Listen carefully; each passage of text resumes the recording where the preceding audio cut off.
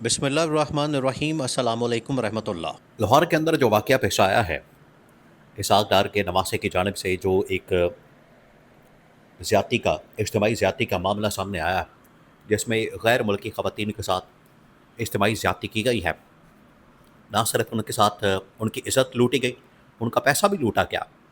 تو ان کی جانب سے آپ ذرا امیجن کریں ان کی درندگی اور ان کی سفاکیت، ان کی لوٹ مار کا لیول، کہ یہ صرف پیسہ نہیں لوٹتے، عزت بھی لوٹتے ہیں۔ اور انہوں نے جس طریقے سے عزت لوٹی ہے، آپ تصور نہیں کر سکتے، آپ کے رونگٹے کھڑے ہو جائیں۔ شیطان بھی بیچارہ معافیا مانگے گا ان کے سامنے، شیطان بھی ان کے سامنے ہاتھ جوڑے گا کہ آپ مجھ سے بھی دو ہاتھ آگے چلے گئے، کہ میں نے تو یہ سوچا ہی نہیں، میرے تو وہم و گمان میں کبھی نہیں آیا جو ان لوگوں نے حرکت کر دی۔ اب اس کی براہ راست ذمہ داری آ رہی ہے اصل میں پنجاب گورنمنٹ کے اوپر اور مریم نواز کے اوپر، اور مریم نواز کی گورنمنٹ کے اندر ایڈوائزر کے طور پر کام کرنے والے علی ڈار، جو رضا ڈار کا ماموں ہے۔ تو یہ ماموں بھانجے کا جو ریلیشن ہے، اس کی وجہ سے ذمہ داری کس کے اوپر آ رہی ہے؟ مریم نواز کے اوپر۔ اب شہباز شریف اور اسحاق ڈار کے اوپر بھی دباؤ موجود ہے، اور مریم نواز کے اوپر بھی دباؤ موجود ہے کہ تینوں کے تینوں ریزائن کریں، تینوں کے تینوں استعفیٰ دیں، تینوں کے تینوں اپنی غلطی کو تسلیم کریں، مانیں، اس کو ایکسیپٹ کریں، اور ایکسیپٹ کرتے ہوئے اس کے اوپر استعفیٰ دیں اور پبلک میں آ کے پالیسی دیں۔ دیکھیں، یہ اب تماشا نہیں چلے گا۔ وہاں پر آپ نے ایک آسٹریلین بچی کو قتل کر دیا سی سی ٹی کی جانب سے، وہاں پر گورنمنٹ کے بجائے آپ لوگوں نے کس کو بھیج دیا؟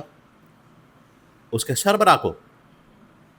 اسی طرح آج یہ غیر ملکی خواتین کے ساتھ واقعہ پیش آیا ہے، جہاں پر ان کے بڑے ادارے شامل ہو جائیں، ان کے خاندان کے لوگ شامل ہو جائیں، ان کے اپنے لوگ شامل ہو جائیں، بڑے لوگ شامل ہو جائیں۔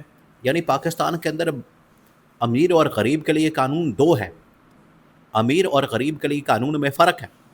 امیر کے لیے اور قانون ہے، بڑے کے لیے اور قانون ہے، غریب کے لیے اور قانون ہے، چھوٹے کے لیے اور قانون ہے۔ سی سی ڈی نے بندہ مار دیا، وہاں پر بچی مار دی آسٹریلین، کوئی گورنمنٹ کا آدمی نہیں کہا۔ بالکل اسی طریقے سے آج یہ غیر ملکی خواتین کے ساتھ واقعہ پیش آیا، اور مریم نواز کو دندل بڑھ گئے۔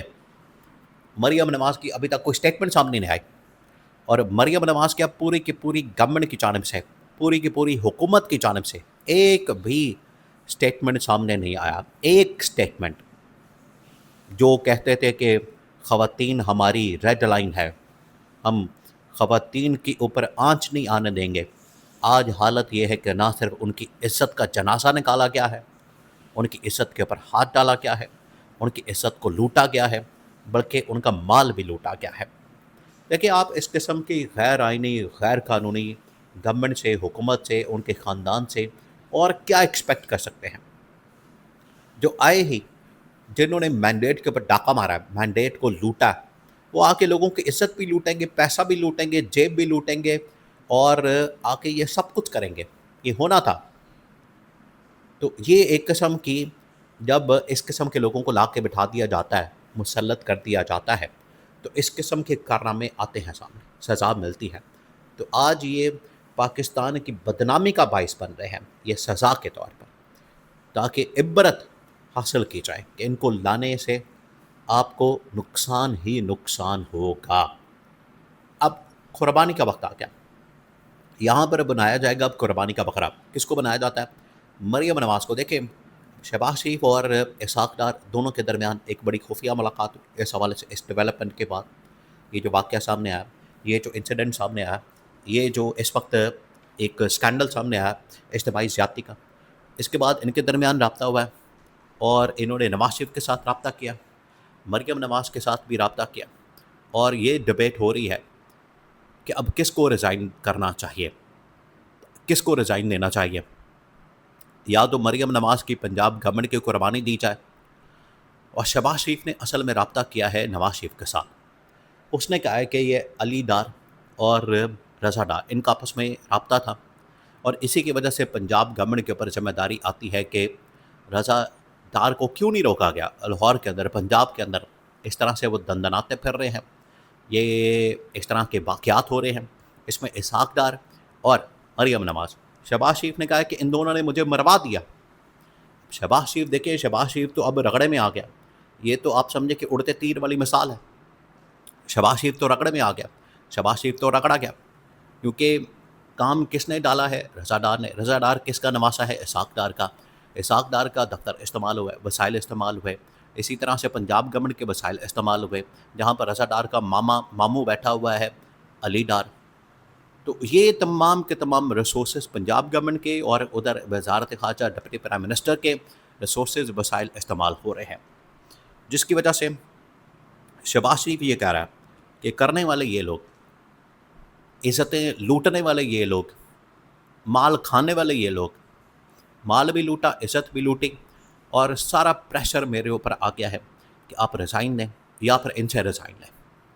ये अब बात की है शहबाज शरीफ ने नवाज शरीफ के सामने, मामला रखा है, और नवाज शरीफ को टेलीफोन करके पूरी सूरत हाल से आगाह कर दिया कि इस्टेब्लिशमेंट की जानिब से, इदारों की जानिब से, पब्लिक की जानिब से बहुत ज़्यादा प्रेशर मौजूद है। इस किस्म का प्रेशर मौजूद है कि अब इसको मुकाबला करना, इसको अवॉइड करना, ये नामुमकिन हो चुका है। लिहाजा मरीम नवाज को फ़ारग किया जाए, बरतरफ किया जाए। और इस हवाले से नवाज शरीफ ने असल में कहा है कि शहबाज शरीफ तुमने जो करना है कर लो, क्योंकि ये जो गवर्नमेंट है दिन ब दिन नाकामी, बदनामी का बाइस बन रही है, और इसकी वजह से नून लीग की भी बदनामी हो रही है। और शहबाज शरीफ अब दो तरीके इस्तेमाल करेगा।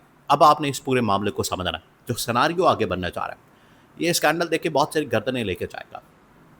ये स्कैंडल अब इनकी जो लूट मार, इज़्ज़तें लूटना और लोगों का मैंडेट लूटना, लोगों की जेबें लूटना, लोगों के ख़जाने लूटना, मुल्क की ख़जाना लूटना, और ये सारा कुछ असल में ये तुर्रा इम्तियाज़ है इनका।